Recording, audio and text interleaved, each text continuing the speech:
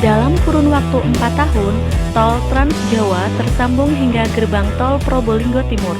Total panjangnya hampir 900 km. Tidak heran apabila optimisme pun mencuat. Sebab kini tinggal menuntaskan potongan kecil Pulau Jawa, yaitu tol Probolinggo Banyuwangi atau Probowangi dalam kurun waktu 1 hingga 2 tahun. Jalan tol Probolinggo Banyuwangi atau Probowangi yang ditarget rampung 2020 akan menjadi tol terindah di Indonesia. Membentang 171 km dari barat ke timur, meliuk melewati punggung pegunungan dan tepi-tepi pantai hingga tiba di ujung timur Pulau Jawa. Meski begitu, membangun jalan yang membelah bumi Blambangan Raya tak semudah membalik telapak tangan. PT Jasa Marga Probolinggo Banyuwangi atau PT JPB, anak perusahaan PT Jasa Marga yang ditugasi membangun jalan tol itu akan menghadapi banyak tantangan. Bergerak ke timur selepas Desa Binor di Kecamatan Paiton, Probolinggo, tim konstruksi akan dihadang kaki pegunungan Iyang Argopuro di samping kompleks pembangkit listrik tenaga uap PLTU Paiton. Dulu, kawasan tersebut hanyalah tebing yang bertemu lautan.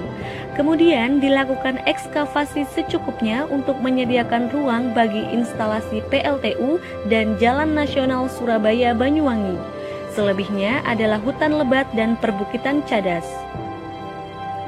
Kemudian, tol Probowangi akan meliuk mendaki punggung gunung lurus di areal sebelah selatan Jalan Nasional, melewati kompleks transmisi listrik PLTU Paiton. Gunung lurus tak semudah itu dilewati. Jika lembah tidak terlalu curam, jalan akan menuruni lembah. Namun, jika dianggap terlalu curam, akan dibangun jembatan layang. Rencananya, JPB membuat jembatan yang melayang di atas ceruk lembah Gunung Lurus. Kalau benar jadi, pemandangan akan seindah jembatan di tol Cipularang. Bukan hanya itu, di punggung Gunung Lurus dekat gerbang perbatasan Kabupaten Probolinggo dan Situbondo bakal dibangun rest area yang berdiri di ketinggian. Dari rest area tersebut, pengguna jalan tol bisa mendapatkan pemandangan Laut Selat Madura. Terus ke utara, jalan tol memasuki tantangan lain, yakni melintasi Gunung Ringgit alias Gunung Putri Tidur di kawasan Pasir Putih, Bungatan, Situbondo. Selepas besuki saja, sudah terlihat leher dan dagu sang Putri Tidur, menjulang tinggi di kejauhan. Pengguna jalan tol bisa menikmati pemandangan sawah di bawah kaki pegunungan dari rest area Melandingan. Hanya terdapat beberapa ratus meter lahan datar antara kaki Gunung Ringgit dan kawasan pesisir Pasir Putih. Itu pun beberapa sudah ditempati jalan nasional. PT JPB akan membuat akses masuk tol di dekat kawasan pantai Pasir Putih dekat Hotel Papin.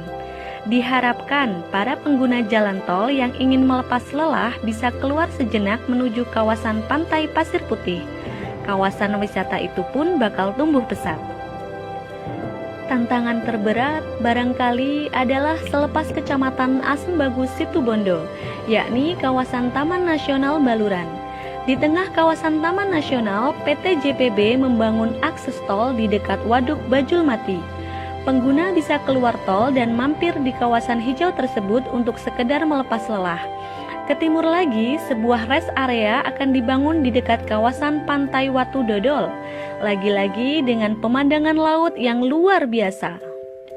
Setelah melewati kegelapan rimba Baluran, jalan tol akhirnya menemui garis finish di Pelabuhan Ketapang, Banyuwangi. Lagi-lagi, PT JPB harus membangun jalan tol di punggung pegunungan.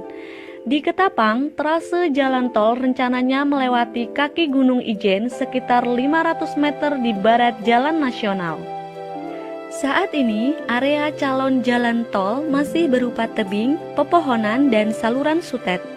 Namun, jika kita menoleh ke arah timur, pemandangan Selat Bali akan terhampar sempurna tanpa halangan. Kapal-kapal feri berlayar menerjang arus Selat Bali.